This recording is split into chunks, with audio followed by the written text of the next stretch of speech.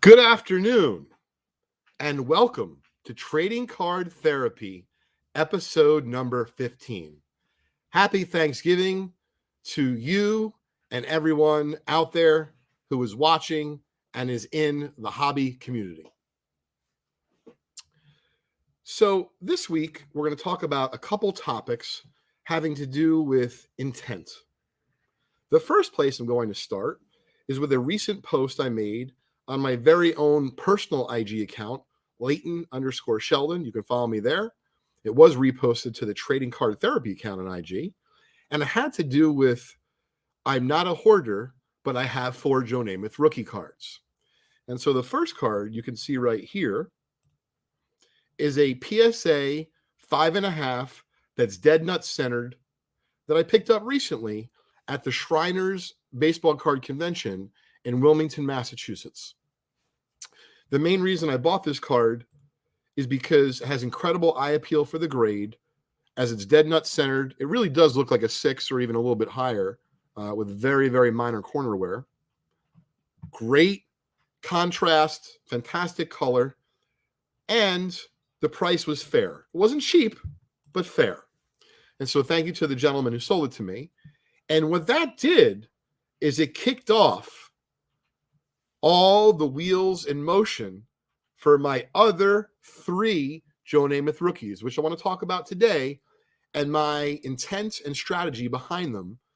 And hopefully that will help you as a collector understand that just because you have a couple or several of a particular card or a set, you could just set yourself up for a future opportunity by having several, for example, Joe Namath rookies, and I'll talk you through that right now. So the first one here is a 5.5, as I'm showing off, and I'll show Instagram as well. You can see that beauty. Thanks, Nick.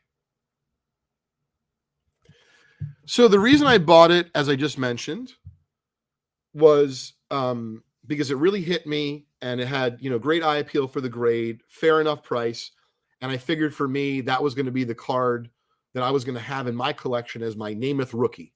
I also have a signed Namath rookie, but we're going to get to that in a minute. So that 5.5 purchased caused this 4.5, which I'm about to show you, to be expendable. And by expendable, show our IG friends. By expendable, I mean selling it at auction, consigning it, trading it, flipping it, whatever the case may be. I don't need to have 4 Joe Namath rookies. We'll get to the other 2 in a minute. And so this no longer was going to be my placeholder. I liked it, but I didn't love it. Didn't have great centering. Still a nice card for a 4.5. But I was able to move on from that. And actually, if you want to have a chance to win this card, you could do so in an upcoming Vintage Breaks 1965 Topps football set break that is now live on our site at vintagebreaks.com. And the key hit, the big one, is the Joe Namath rookie graded PSA 4.5. But for those of you keeping score and doing math at home, you know that I have 2 more Joe Namath rookies, which I'm about to mention.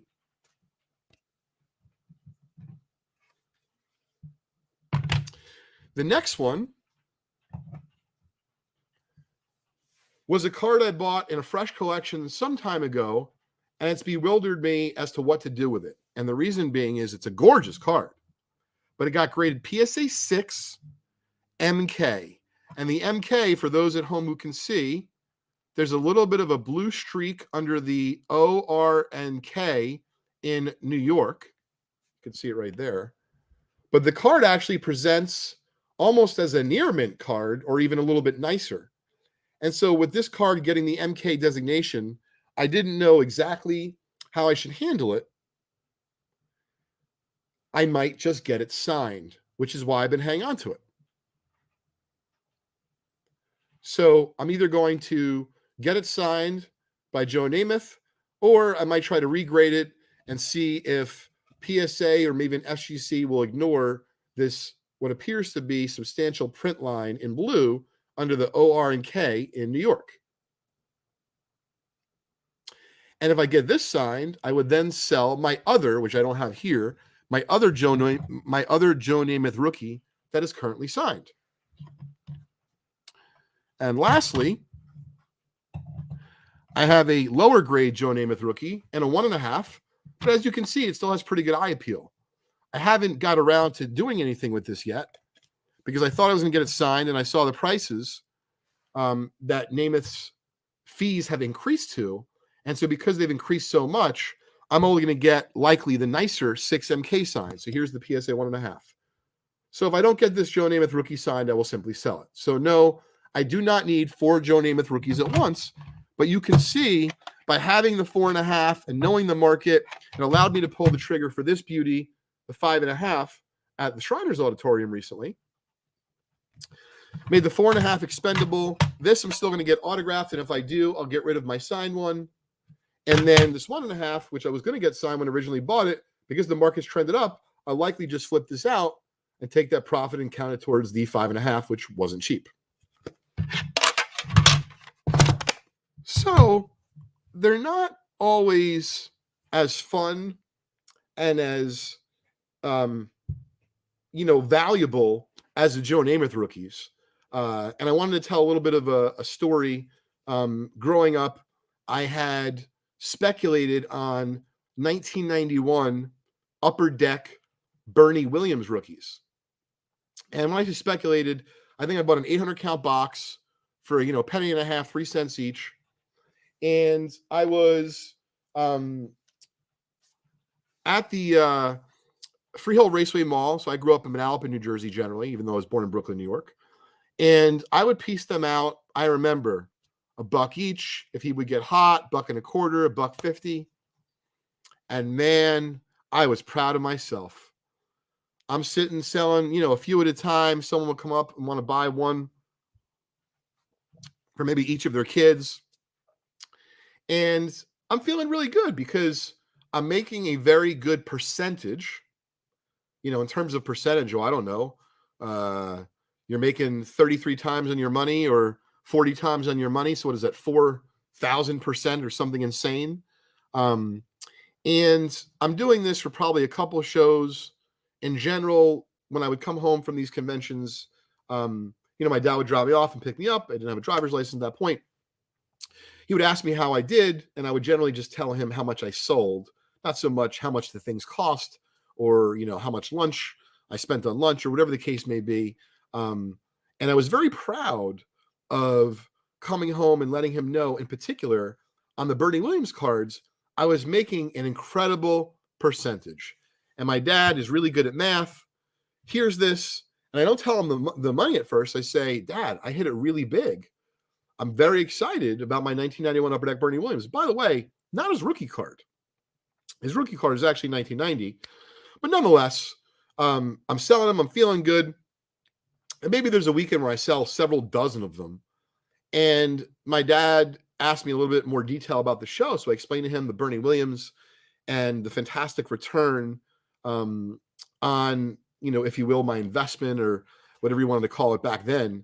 And he's looking at me like, wait a minute. So that's an amazing percentage. You basically looking at me like I must be rich. I'm like, no, it cost me, 3 cents, and I'm selling them for $1, $1.25, $1.50. And I remember him going like this to me.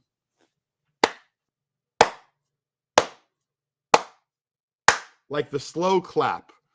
And I wasn't feeling so great after that because I could tell he was kind of being sarcastic. I'm like, I don't understand, Dad. I think I did great. He's like, you did in terms of percentage. And this is where that context and perspective comes in. And of course, where your intent comes in. So as far as these Bernie Williams cards go, I'm making, 97 cents, $1, $1.25, $1.50. And my dad's like, you know how many of those you have to sell to make any real money? And granted, I'm younger. I'm feeling pretty good. I'm like, oh, I see your point. I have to sell a lot of these to even crack making $100. And it was the first time I remember as a kid, even though I was proud that I understood numbers, that just having a very large return to the tune of doubling your money or 5 timesing or 20 timesing your money wasn't necessarily fantastic or good enough, because it all depends on how much absolute dollars you make. And so if you fast forward from that, that's something that I've incorporated really well into my model for Just Collect, buying and selling vintage cards. Even though I absolutely work on percentages, the more expensive a card or cards become, and the absolute amount of dollars that you're going to make becomes more substantial, I don't really care if I'm making it up, 15% on a card or 20% on a card or 10% on a card. But if I've been able to make, I don't know, $5,000 or $1,000, what's the difference if I go and tell my dad I made 150% or if I made 8%? But if I made $1,000, I know that, that's substantial money, whether it be to, pay bills or put into savings, or invest in more cards, of course. And so the lesson learned about that was that you can always make a profit, but there's a big difference between the percentage return or the ROI and the actual amount of absolute dollars you make, right? Many of us would be happy selling a $1 million card for $1.1 million, $1.1 million and making $100,000. It'd only be 10%. I'll take that 10% all day long. So as far as the Bernie Williams cards, I'm thankful that I've graduated, from that. And, the lesson learned was a fun one. And it allowed me to move forward with intent. So when it comes to, for example, the Joe Namath rookies, which you can see the post about them, and the images on our Trading Card Therapy Instagram account, you can see that your intent is really important when it comes to curating, whether it be a collection, a group of cards, a group of investments. You always want to be thinking ahead. And so admittedly on the Bernie Williams, I was not. I was just a young, pup. And a lesson was learned in regards to how to move forward and not necessarily always focus on the percentage that I'm making on a card, but the absolute dollars in many cases is as vital, if not more important. So someone's asking in the chat, shout out to Nick here. Someone is asking about buying more player on game-worn jersey cards plus autos. Can you see that market going up? So it's a very broad question, Nick, and a good one. And what I find amazing is in the game-used jersey market or the autograph card market, that there's lots of these, if you will, $1 or $2 boxes that I see at card shows and conventions. And, you got good names in there. Frank Thomas or, a Trae Young second year, patch card, whatever the case is. And in terms of are they going to go up in the future? I kind of tie that back to the Bernie Williams. So if a card for $1 or $2 goes up to 2 or 4, you might have made a lot of percentage, but the absolute dollars is not going to be substantial. In terms of the long-term viability of that market increasing, I believe there's segments of it. So for example, Nick, I myself have been collecting some Kobe Bryant game-used jersey cards, particularly the upper deck versions, not so much the Panini, just what I enjoyed better and what I grew up with. And so I can see already from the few I've been buying that the market's been trending up. I don't know if that's across the board for all game-used jersey and autograph cards, but I would say that depending on what happens with Fanatics taking over, the production of, these different cards under various licenses, who knows if there'll be as many or more in the future.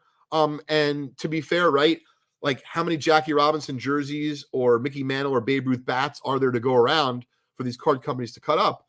So at some point, they become not just a novelty, but the way you're describing, Nick, maybe an investment, and that, there's going to be not that many ways for you to own a Babe Ruth bat. And instead of, writing a big check, you can either buy a fractional share from a rally or a collectible, or you can buy a numbered or a non-numbered version of a Babe Ruth game-used bat card and can actually have it be affordable. So I think that the more folks that come into the space in the future, as far as the Babe Ruth and the Jackie Robinson cards, I I could see an uptick in those just because the alternative is so very pricey. The next thing I wanted to talk about, kind of tying this into intent with the theme of today's show. So tomorrow is Thanksgiving. Many of us here on Instagram or on YouTube or who are tuned in with me now are going to celebrate. So I wish you all the very best. I hope you're able to relax, rub your belly, fill it up, drink, be merry, listen to some good music, spend some time with family, friends, so on and so forth. But make no mistake about it, on Friday, at least in this country, many people refer to it as Black Friday. Now, Vintage Breaks, one of my companies, will be open and will be breaking, and we'll have a lot of fun bonuses and incentives and things of that nature going on. But make no mistake about it, ever since I was an 11, 12-year-old kid, there has always been, and likely always will be, the Thanksgiving weekend card shows. And if you're someone like myself, who's not only an avid card nerd, collector, but also doing this professionally, well, you bet your bottom dollar I can't wait till Saturday or Sunday to go to that show. I have to have the ability to catch the early, be the early bird to catch the worm at these shows, because the most amount of, selection, if you will, the biggest selection is going to be in that first hour. So I'm thinking about on that Friday morning when we wake up from that big turkey and stuffing meal and trying to figure out, should I go to some of the local shows that are going to be happening in the tri-state area here in New York, New Jersey, Pennsylvania? And believe me, I very much want to. Very much. However, I'm curious how many of you out there have the same issue that I do. Opportunity cost. So even though you may not do this for a living, you might have a regular job that you have to go to on Friday. Or maybe you don't have to go to work on Friday because your company's closed, but you have to do something with your significant other that precludes you from going to that vitally important Thanksgiving Day or post-Thanksgiving weekend convention. People are always bubbly. They're in a good mood. And why not? You just completed Thanksgiving. You had the day off likely. You ate until you were content. You saw some family. You spent some time with some friends. Maybe you woke up super early. For that matter, you went out at midnight the day before, meaning on Thanksgiving, to the malls and did some crazy stuff. So, as far as the card show itself, I very much want to go and have a blast or go to the card shows. But then reality sets in. And I'm curious for you out there, how many of you are allowing reality to keep you from going to more conventions? And so for me, I'm able to come into the office, or for that matter, work from home on Friday. I'll have emails to catch up with. I'll have phone calls to be returned or to be made. I'll have deals to evaluate, collections to figure out what they're worth, and offers to be made, sorting to be done if there's time, planning to do for vintage breaks if time allows. Of course, we're not talking about spending time with the family yet or anything of that nature. And so the kid in me so very badly wants to go on Friday to these card shows. However, I'm curious how many of you out there are tormented like me when you have an expected value that's unknown, right? So your intent is there, but the expected value is unknown in terms of, I don't know if it'll be worth it for me to go to the show, whether it be as a collector, a dealer, an investor, a hybrid, all of those. Make no mistake about it. If I go to a show, like, I'm going to buy something. It may be a bad pretzel, right? It might be an old hot dog, but I got to buy something. I would much rather buy cards. And so what I'm getting to is I could sit in front of my computer all day on Friday and probably buy cards or bid in a variety of different auctions, and then, bid on eBay or hit buy it nows, and do those sorts of things. But man, isn't there something about being in person, especially now with everything going on over the last 12 to 24 months, with the Thanksgiving holiday upon us? I can tell by just me talking with you and connecting, even though no one's talking back, that I'm going to go. It may not be the right decision. It may not be the most financially rewarding, But I can tell you the day that I stop having fun or being passionate about doing this, I'm going to hang up those proverbial card holders, put away my extra card savers, and move on to something different. So I see our very own Harry from our Vintage Breaks community is on here, and I wanted to give him a shout out as well as address his question. Let me just read it real quick. If we start with the premise that PSA is clearly the market leader, in your professional opinion, have any of the other grading companies established themselves as a clear second? Any graders entering the market we should watch? Thanks for the therapy, Dr. Layton. My pleasure, Harry. So first and foremost, thank you to all of you who have tuned in, not just to today's episode, but to the 14 other episodes of Trading Card Therapy. I very much appreciate it. If you want to find out a little bit more about yours truly, the doctor, please tune in to episode 1. You can find it on Apple, Spotify, wherever you get your favorite podcast. You can learn a little bit more about who I am and my journey in the baseball card world as a professional treasure card hunter. So, Harry, this is my 2 cents on grading. PSA is going to be rolling out a new lower tier soon. That's not what you're asking about. You're asking about a number 2. In my own mind, it's SGC. And the reason is because I'm entrenched, as you know, Harry, in the vintage space. People have started to use SGC for modern as well. I personally have not, but I've been paying attention to the market and its movements and the ebbs and flows, and they absolutely are gaining traction in the modern space as well.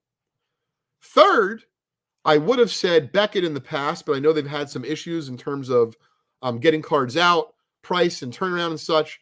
And so with that, even if we give them third, I would very much look at companies like CSG or I think it's ISG or IGA.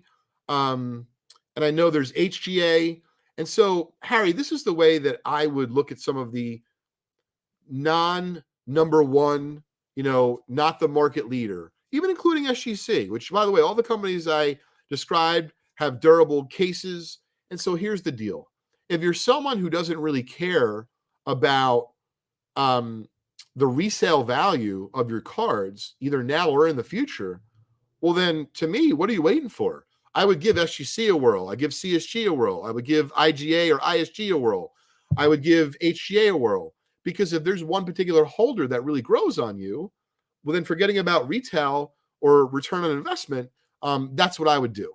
But in terms of like the actual aesthetics itself, Harry, I myself personally, I think I've said this many a time on Layton's Loft, a show you can find every Wednesday, generally at 4:30 p.m. Eastern time, is SGC, because I really like that black tuxedo. I love the way a white bordered, particularly a T206 card, looks in that and it frames it out. But make no mistake about it, PSA cards sell for generally the most on average, which is why people are gravitating and doing most of their grading with PSA. So that's my 2 cents on that. Chris, I see here you have a question about the raw card market, specifically vintage. When speaking from an investment perspective, should I be grading these cards? Chris, I would love to address that in a future episode. So Ken, if you don't mind taking a screenshot of that. And Chris, we're going to give you a shout out in the future. We'll cover that potentially in next week's episode.